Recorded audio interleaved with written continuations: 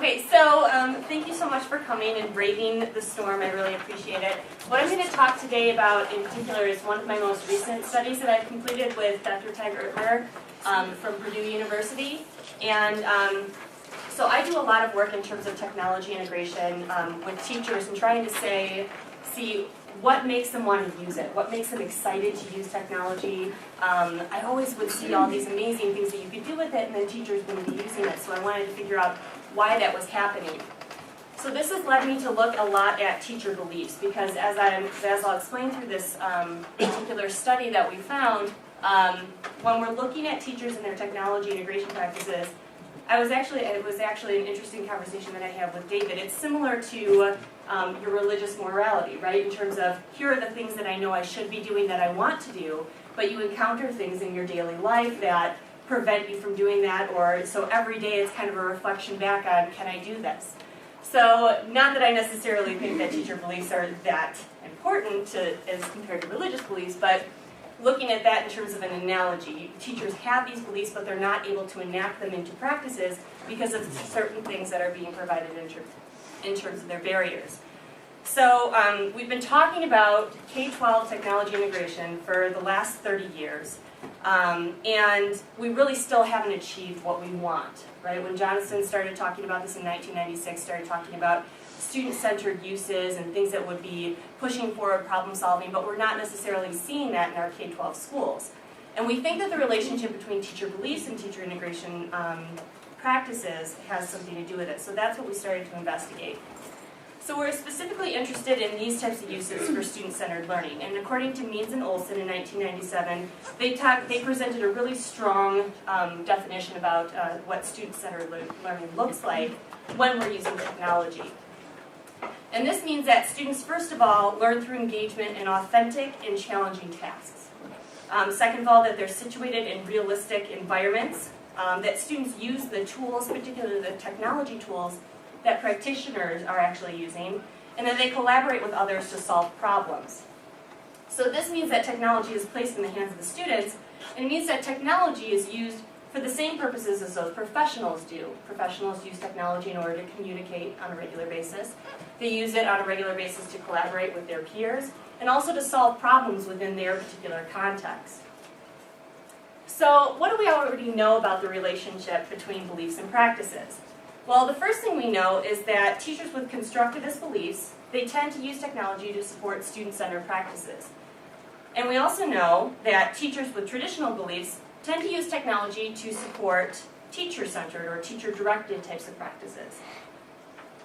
One of the things that we've learned through research is that we couldn't really change the practices just by adding computers to the classroom. This is something that Apple did initially, is they just decided to give computers to teachers and hope that they would start using them in this student-centered way, that technology would be the Trojan horse that would confuse all of our teachers, and all of a sudden they would start using these student-centered practices because technology can help us do that.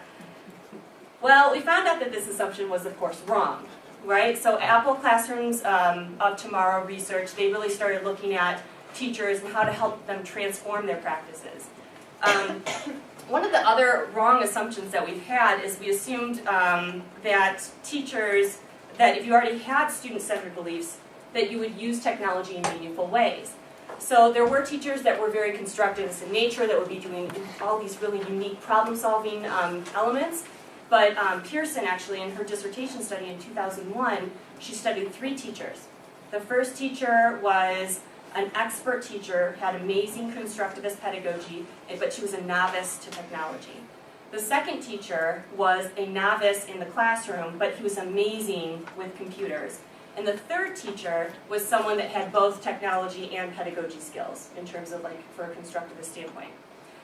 So when she observed these teachers, the teacher that was really strong in the classroom, that had student-centered beliefs, she would be using technology, or she would be using lots of student-centered pedagogy, but as soon as you put her into the computer lab, immediately she would switch back to teacher-centered types of beliefs. So she actually regressed.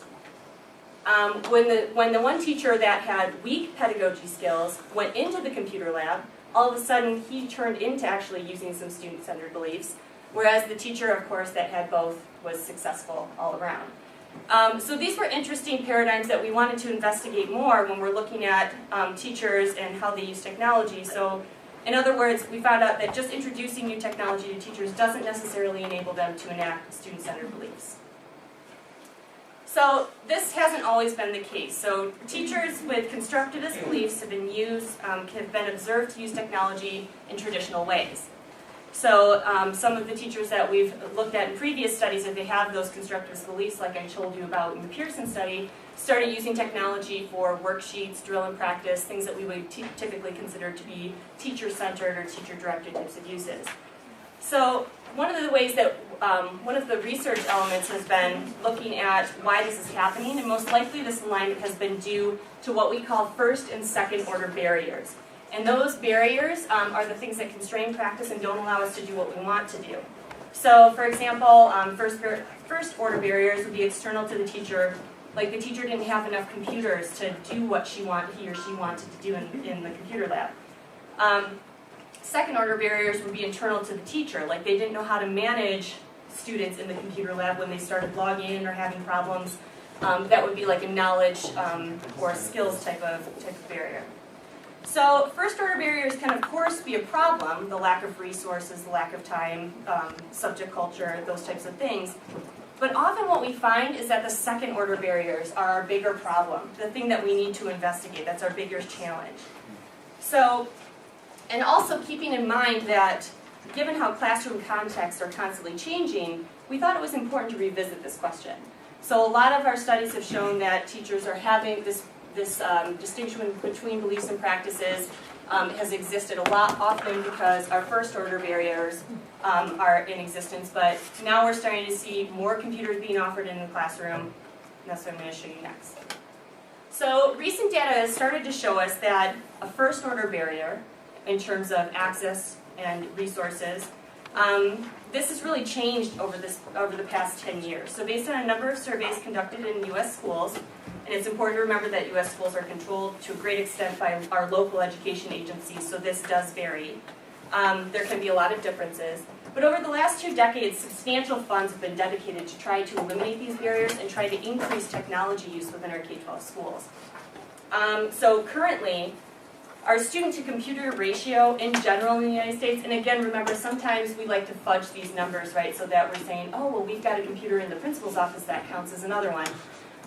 But in general, right now, it tends to be about 2 students to every 1 computer, which is pretty impressive. It seems really high. Yeah, that seems high. But you also counting as computers there.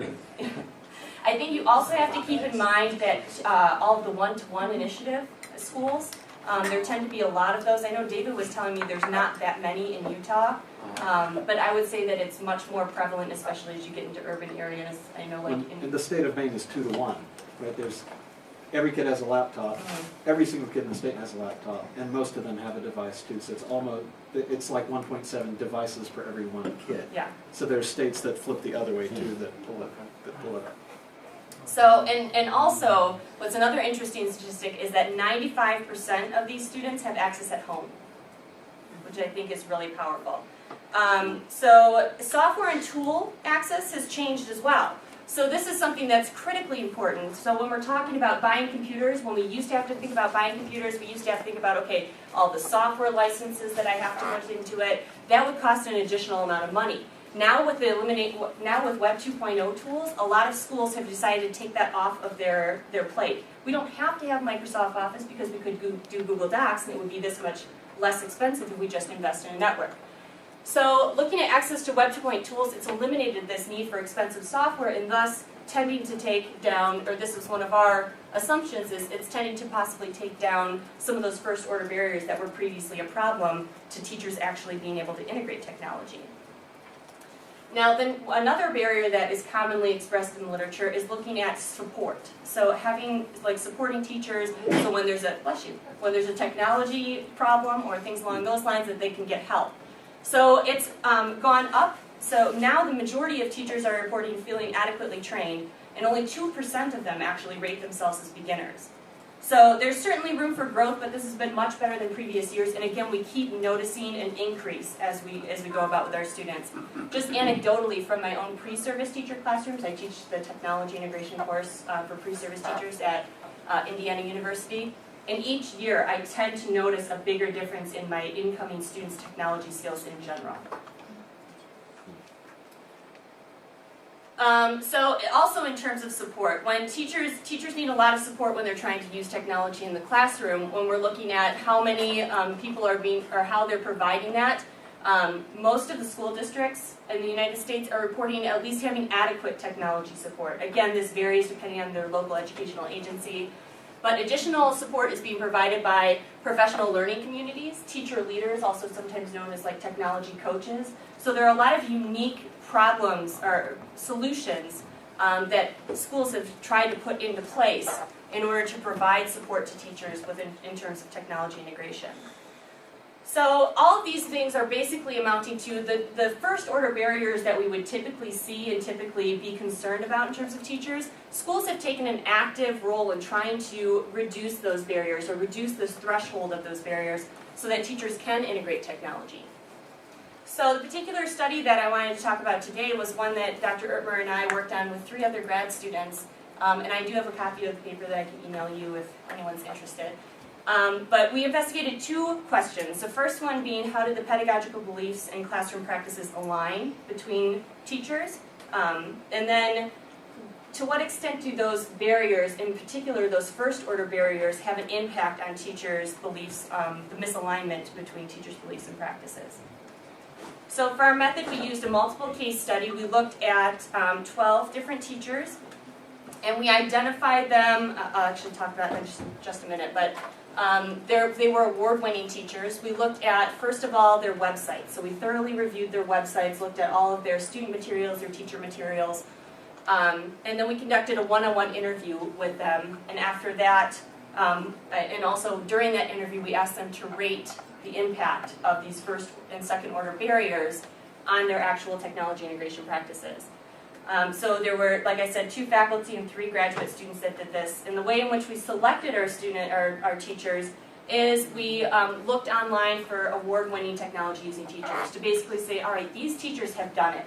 They've gone beyond the barriers. They've been able to take their technology integration practices and go ahead and try and actually, they've gone and taken their technology beliefs, their student-centered beliefs, and actually be able to implement those regardless of whatever barriers they face.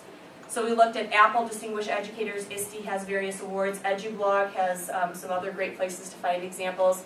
So we had identified 78 of those participants, and we eliminated 41 of them just based on analysis of their website that they really weren't supporting the student-centered practices that we were interested in looking at. So after evaluating the remaining 37 teachers, we narrowed it down to 25 promising teachers, inviting 20 of those, and then 12 agreed to participate.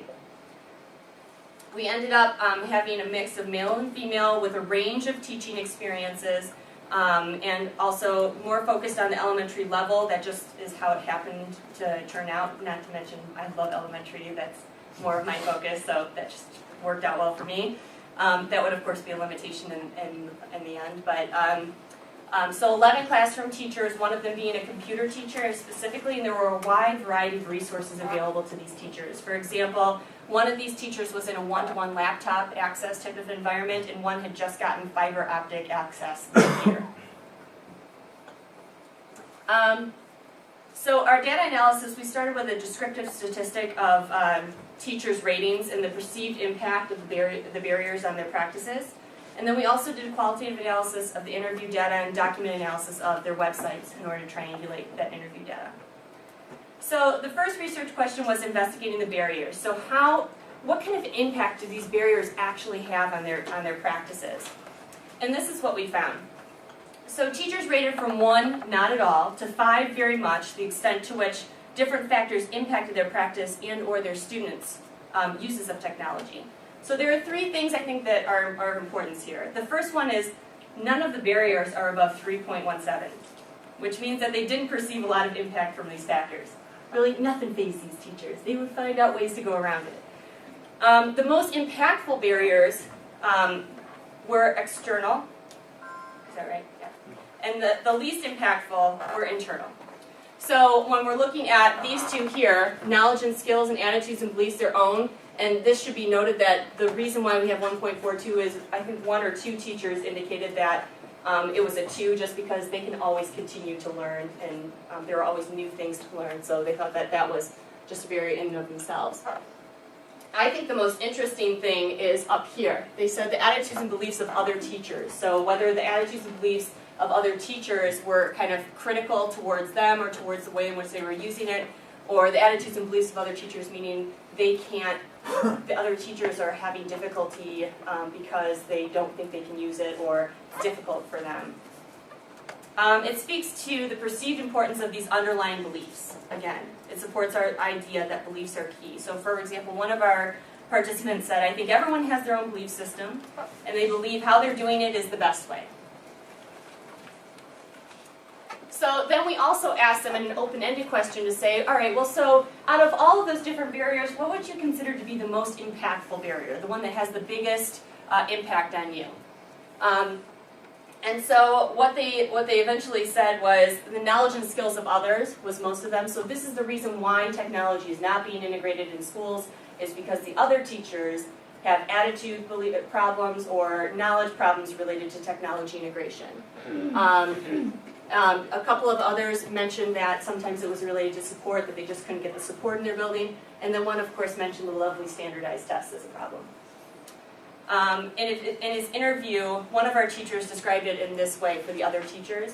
Know how and time. They say, the other teachers said that I don't know how to do it, and I don't have the time to learn it, and if I learn it, I don't have time to do it. So many teachers in their building would just view this as one more thing that they had to do, rather than incorporating it into what they were already doing. So our next question then was, how do the pedagogical beliefs and their actual practices align? So do we see an alignment between these beliefs and practices? And so we ended up finding that 11 out of our 12 teachers showed a very close alignment between their beliefs and practices. And this is different than what a lot of the other literature research says. Most of the literature and research talks about how there's a big gap between what teachers believe and what they actually do. But we saw a very strong alignment between what they said they believed and what they actually did.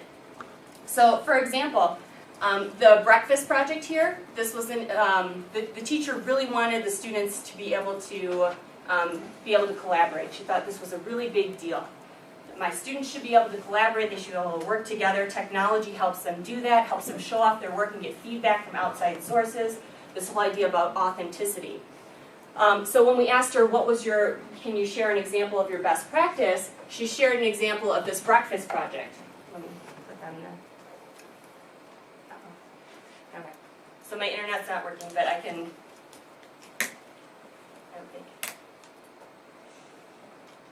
But it's okay, I can just describe it. So it's really cute. It's a blog with a picture of a kid, like they tried Vegemite. Anybody heard of what Vegemite is? Yeah. Can you tell me what it is? Yeah, it's like bugs, smashed bugs or something. You eat it in Australia. Smash bugs, exactly, you eat it in Australia. So they wanted to figure out what other people around the world ate for breakfast. So the students went to Google Docs and they typed in what they had for breakfast, and this teacher put it on her Facebook, on her Twitter, on her blog to try and get other people to fill it out. So other people, someone from Australia, must have done it with their classroom because they got Vegemite. And the kids were like, what's Vegemite? I've never heard of this before. So they tried it, and there's a picture, a really great picture of a girl like with just like a terrible face after she's tasting Vegemite. And then the teacher constructed like a Wordle to show like what their descriptions of Vegemite was. So there was yuck, icky, gross, I like it, salty, in different shapes. But the purpose of the breakfast project was she really thought that this was a powerful use because, again, it allowed her students to collaborate with others. It allowed them to learn from other people. So it wasn't just me sitting up here saying, in Australia they have Vegemite. It was, wow, someone is actually talking about what they have. You know, in Korea they were talking about how they have rice for breakfast. So learning from other people and having that authenticity was something that was important. The second teacher, his main belief was you have to provide students with choices. This is one of the most incredibly important things. You've got to provide kids with choices. on how they want to learn. You can use it with lots of different technology. I don't care how you do it, but here's this is what you need to think about.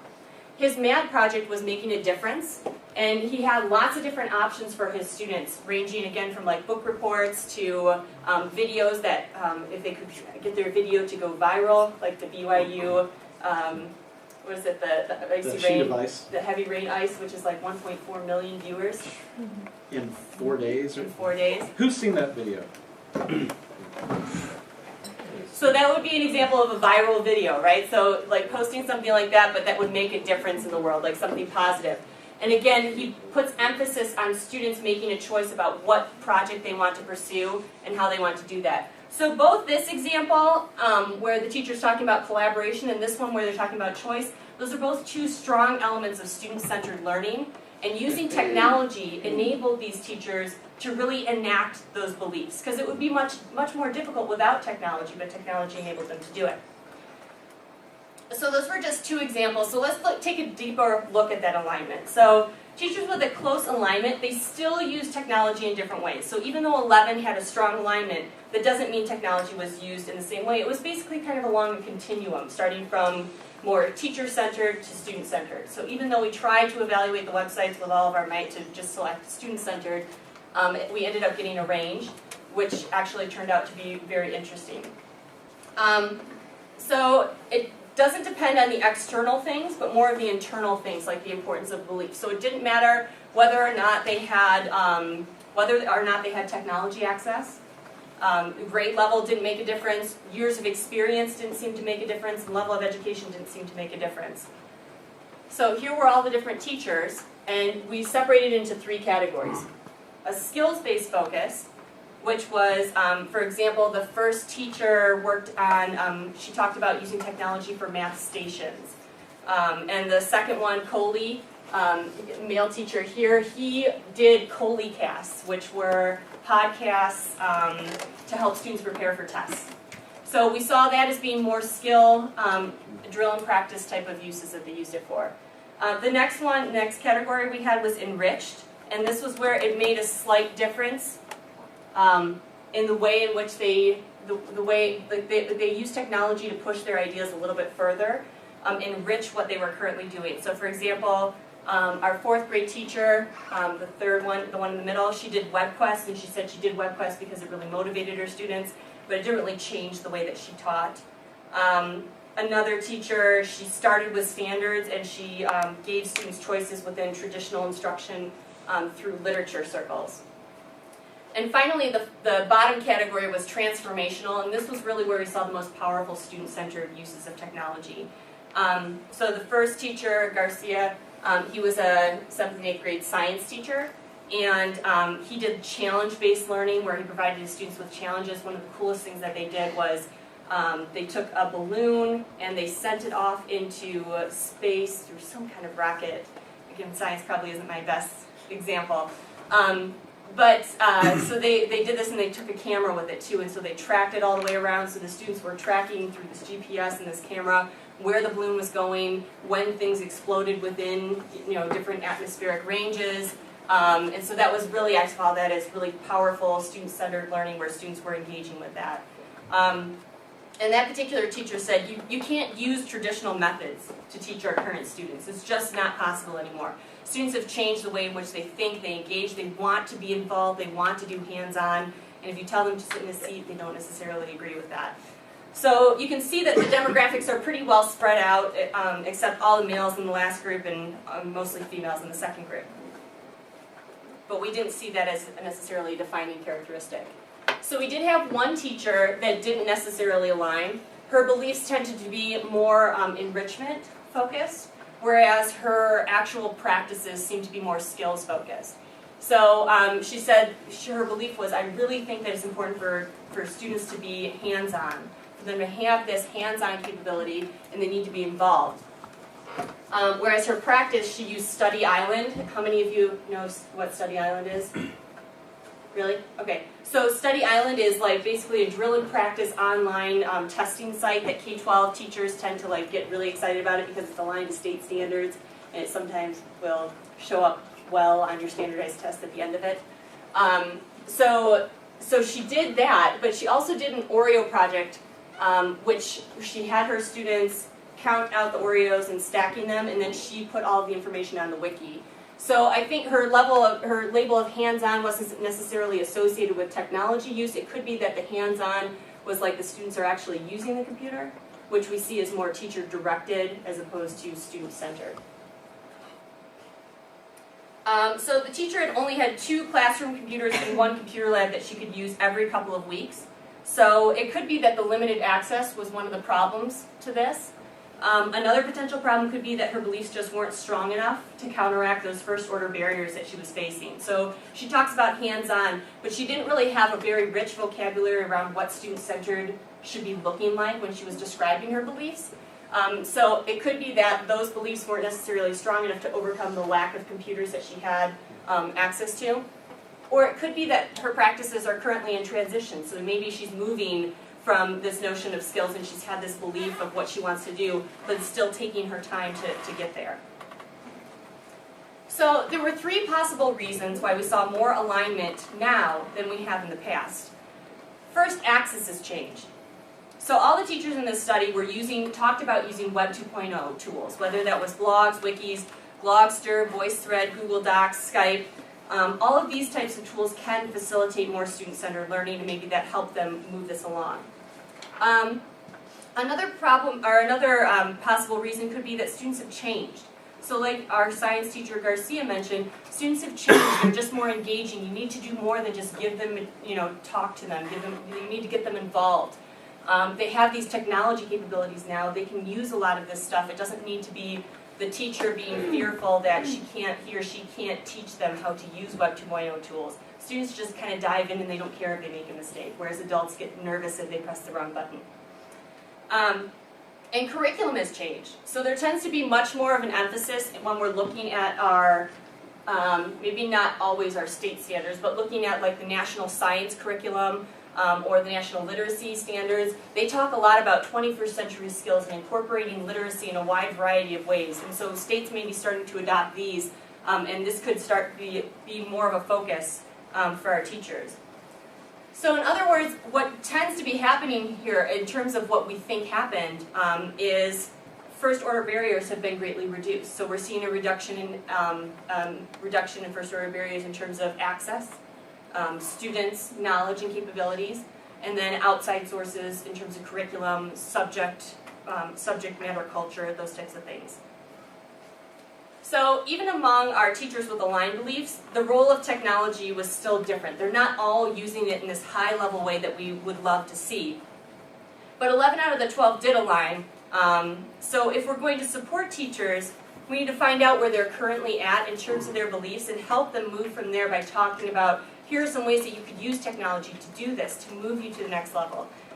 My personal thought is always that we need to actually show them good examples of what can be used, and teachers are always motivated to help their students. I think that's the one thing in general. If you're looking at a truly good, strong teacher, they're always motivated to want to do the best thing for their students. So if you can show them that, that's the most important thing. Our results in general suggest that those second-order barriers or those second-order enablers are the most important thing. Again, a belief that it can improve their students' lives, it can help them to teach better, to understand the content. Those seem to be more important than the first-order barriers. So second-order barriers can act as a gatekeeper, although there seems to be a possible threshold to which barriers cannot exceed, meaning that the strong beliefs can counteract those barriers. So an example, I have 3 teachers that brought in their own technology so that their students could use it. So one teacher had their cell phone, their iPhone, and their iPod, as well as wrote $75,000 worth of grants in the year that we were talking to her to try and get more technology into her classroom. Another teacher brought in his own laptops for his students to use so he could have like different stations. And one teacher even purchased a smartboard on eBay, which I thought was really impressive. Talk about commitment. But they went through and they said, all right, I'm not going to allow that to be a barrier to how I want to use it. So although we'll never have 100% access, it's important to provide at least some sort of usable level, workable level for our teachers. So whether it's on cards so it becomes more shared throughout the building, or whether there's an equitable computer lab schedule that we can implement. I think that where we need to focus most of our efforts is increasing the knowledge and skills and the attitudes and beliefs, because when we look back at what the barriers were, they described other teachers having those knowledge and beliefs and skills that weren't allowing them to integrate technology. So that's really where we need to specifically address these in the professional development that we provide. Again, trying to show them different ways to incorporate student-centered within their own areas. So in closing, teachers are always going to be willing to do what's best for their students. We need to show them examples and illustrations. So for limitations, we obviously have a small number of participants, and we need to start looking at a broader range of teachers in terms of how they use technology, because we did have the high end of technology users. It's just always difficult to try and get at the lower end of, hey, you don't use technology, would you like to be in this study to study technology use? It's a little bit difficult to do, so we're trying to think of some ways to do that. But the practices were inferred through websites and interviews because they were all across the United States. So actually going to observe their practices would have been a much richer experience. We also, we chose people on the high end. Again, is alignment the same for those on the end, those on the low end, or those with low access, or with low socioeconomic status, or in an urban environment? And then what happens when the first order barriers are higher? What happens about alignment? So those are kind of our future questions and where we want to go. But at this point in time, I've talked long enough, and if you have any questions, I'm happy to answer or entertain those. Yeah? So you talked a lot about their knowledge and skills as to how to use the technology, if that was a barrier. Mm-hmm. So I was a classroom teacher for 4 years, and we had like a lot of technology that we could use, and a lot of the reason we didn't incorporate it was because in our professional development, like you were saying, there wasn't a lot of like, here's how you could actually use this in your subject matter. Yeah. And so those teachers that were really great at incorporating it, did they have a lot of professional development opportunities, or did they like come up with these things all on their own? So a lot of the teachers, what they would commonly do to find like ways to use it in their subject areas, and I completely agree with you, I think most professional development is, here's Microsoft Word, click here, save here. Hey, did you know you can do a mail merge? Yeah. Which is great for, again, all of those things are reinforcing the the teacher-centered types of uses. Like, I know that I can use technology to make my time go faster. I can manage my student grades, which is fantastic, right? We don't have to enter it into a handbook. We've got it on me all the time. But you're absolutely right. What typically doesn't happen in terms of our professional development is pulling out the science teachers and saying, hey, have you seen, these are some great science probes that you can use to collect data. It'll automatically go onto your computer and you can analyze it using Inspire data or Excel. So there are lots of great actual uses for it. I think that professional development is starting to go more in that area, but it's still really weak. What a lot of the teachers in this particular study did is they attended the ISTE conferences, they followed Twitter, they developed their own personal learning networks online, and those seem to be the most powerful uses. 2 of them actually said that the most powerful enabler for them was Tony Vincent. I don't know, well, one said Tony Vincent. Has anyone ever heard of Tony Vincent? He does a lot of handheld types of uses. And then there's also Technology for Teachers is an amazing blog that posts different ways that you can use technology in all your different subject areas. See Dr. West nodding his head. I think it's Richard Bryan or something like that. He's amazing. So coming up with different uses like that, actively searching for those. But schools don't always have the luxury, I guess, of supporting or teasing out all the different subject areas and having a different expert in all areas. So coming up with good examples of, here's what someone in the science classroom did. Look at how amazing, he just took a couple of balloons, slapped a cheap camera up there that takes a couple of pictures with a GPS. I don't know, I think it was like $100 for the particular camera that he was using with a GPS inserted into it so you could track it. Maybe he got it on a grant, I'm not sure. But providing them with those opportunities to say, here's a real curricular element, how you could use it, and an example of a teacher that's actually done it. So not to just say, oh, here's a great theory. Right. Because what were we saying, theory? What was In the theory, there's no difference between theory and practice, but in practice there is.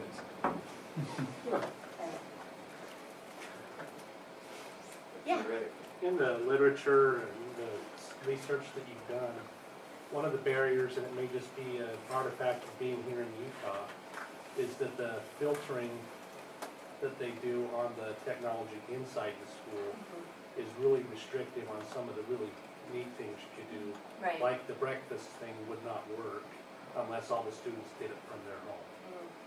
And so I'm just wondering if in the research, did that barrier come up very much? So actually, one of our teachers specifically talked about it, and I think all of them mentioned that, filters, access.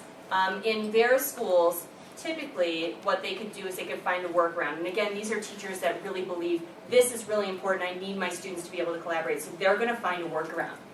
Whether it meant going and talking to their district person and saying, look at this great project that I'm going to do. I really need Google Docs access for just my students, or using something similar to that that's more closed up. So Kid Blogs is a great one that doesn't require any email addresses for your students, so that might be a different way that you could facilitate collaboration. But they did mention it, and that's something that I think that districts have to be aware of.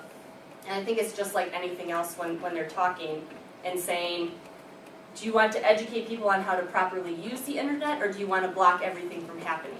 So it's just I think, a different approach to education, and teachers just have to find a way around it, and these teachers have.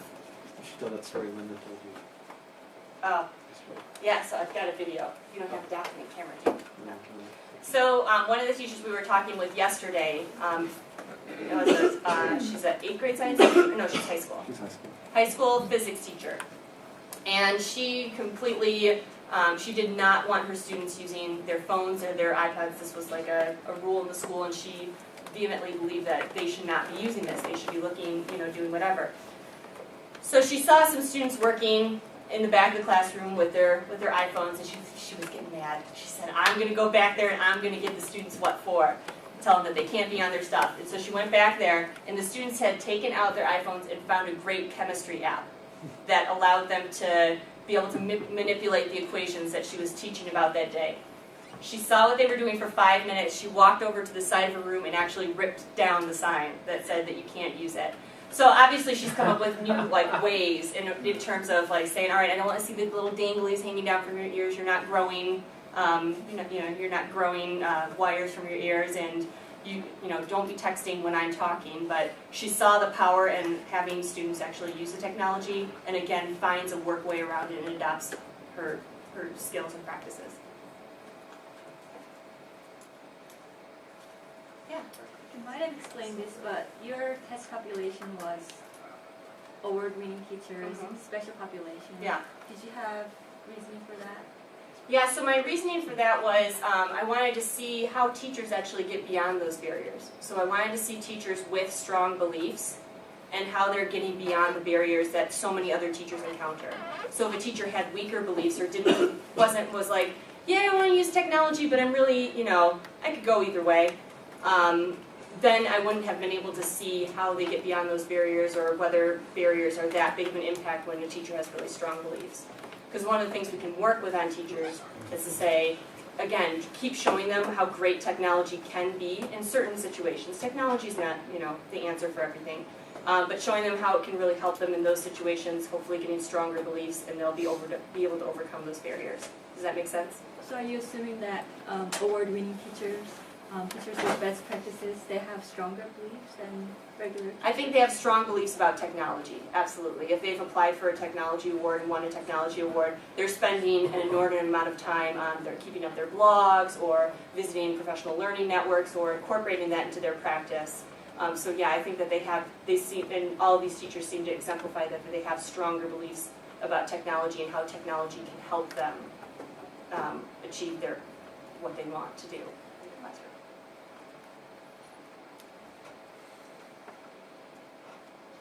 Anything else? Yeah. But one thing that's obviously missing is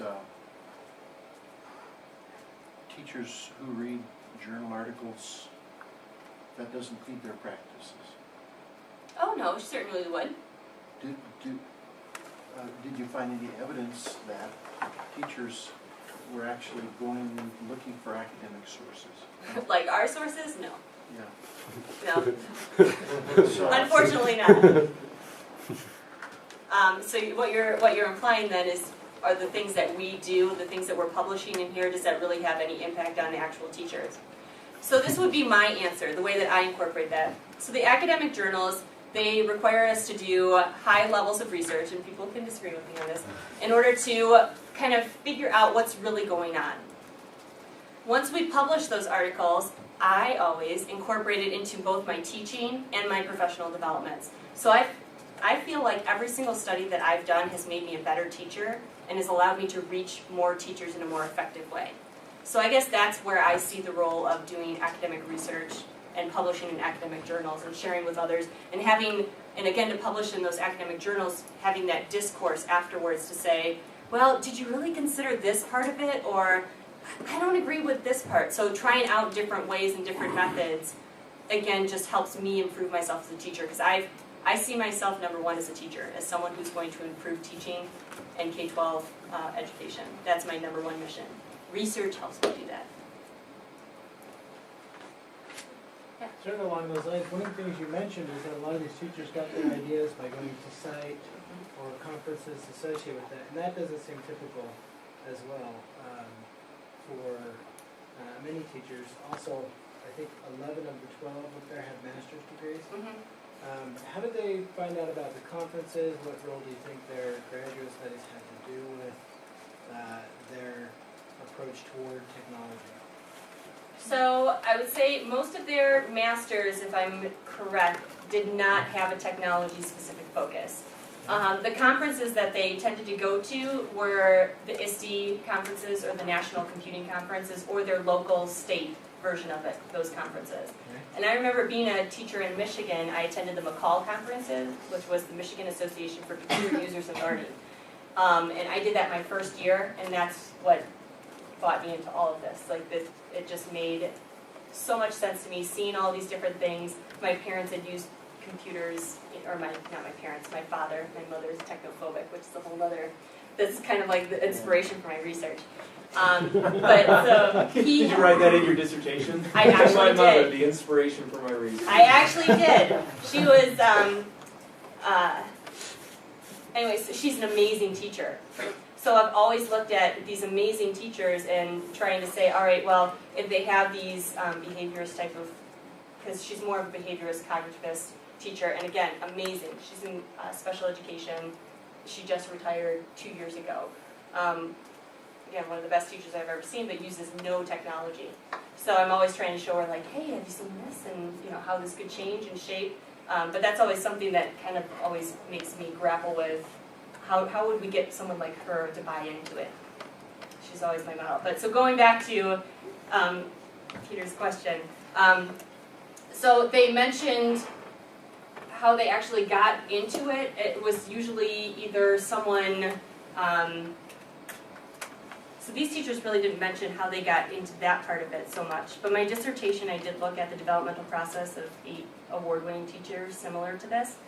And they would always talk about a spark or something that happened. So for one teacher, it was she was sitting in her community college classroom and her teacher brought out a laser disc.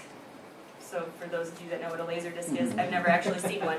But the laser disc, you put it in and like they did, like they talked, like showed view like big versions of cells, and she instantly was hooked. That was her hook on technology. For another teacher, she had a computer in her classroom and started doing newsletters, and parents started getting all excited about it, so she started doing more and more. And eventually, I think that leads into, once they've started to do technology, they start to move up to a leadership role and saying, where can I get more ideas like this? This is, you know, solved so many of my problems, or this has helped me in this way. I want to see more, or, you know, get connected with other people that have ideas. Does that kind of answer your question? Sort of. Sort of. So tell me how I can, so ask again. No, how I I can. mean, so you answered it in terms of saying, you know, you got some information, but maybe not pursued it. I just think it's curious, because I don't think that's necessarily the profile of a lot of teachers. But I would say that at least in every district, and depending on how big the district is, in each school there's usually one person that kind of gets talked about as the technology person, the person you would go to for all of your technology questions, which is probably any of you that were teachers, you were probably it, right? Maybe? Yes or no? So I was it when I was student teaching. I know that for a fact. So all the teachers would be coming to me because they knew that I liked computers, I could use computers. I think that just naturally happens if you don't have the technology support. Otherwise, you would have like a technology coach or something along those lines. People might naturally gravitate towards that. Again, this is all speculation, anecdotal, just from my own experiences. That's what I think. That's where I think the buy-in typically happens is teachers learn best from their own experiences or through the vicarious experiences of others. So if another teacher next to them says, oh my gosh, you've got to see this cool thing, you can't believe what it does, blah, blah, blah, blah, blah, that teacher's more likely to believe, what's going on here or how they've used it in their classroom, and their buy-in might be much easier than doing it another way, like professional development, me up here, no matter how entertaining I am, she may not buy into it because I'm not prepared unless I show examples. Okay. There's food downstairs. So after some applause, let's go eat. Anne's going to be around for another hour or so.